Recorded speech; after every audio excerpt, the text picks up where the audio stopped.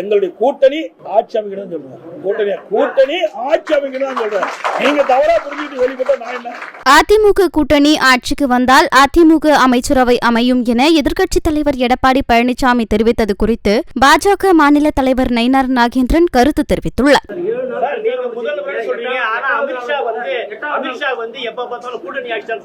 கூட்டணி ஆட்சி இல்ல, எங்களுடைய கூட்டணி ஆட்சி அமைக்கணும்னு சொல்றேன். கூட்டணி ஆட்சி அமைக்கணும்னு சொல்றேன். நீங்க தவறா புரிஞ்சுட்டு வெளிப்பட்ட நான் என்ன? நான் தான் தெளிவா சொல்லிட்டுல. நல்லா புரிஞ்சுங்க. இந்த கட்சிக்கு யார் கூட்டணி தலைமை தாங்குது சொல்லுங்க, நீங்களே சொல்லுங்க. அப்புறம் நான் எடுக்கிற முடிவு தானே. அப்புறம் யார் முதலமைச்சர் ஆகுறாங்க, யார் ஆட்சி அமைக்குது சொல்லுங்க, நீங்க சொல்லுங்க. முடிய நாங்க கேட்கறோம். நீங்க எங்களை கேள்வி கேட்டீங்களா? நாங்க தெளிவுபடுத்திட்டோம். நாங்க இருவரும் அமர்ந்து தெளிவுபடுத்தியாச்சு. அதுல இந்த கூட்டணிக்கு அதிமுக தலைமை தாங்கும், அதிமுக ஆட்சி அமைக்கும்.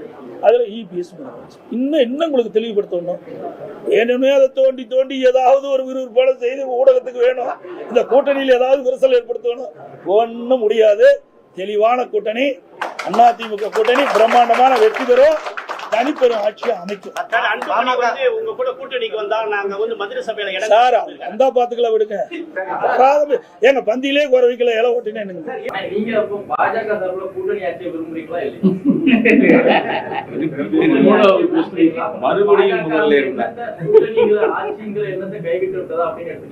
நீங்க விட மாட்டீங்க போல.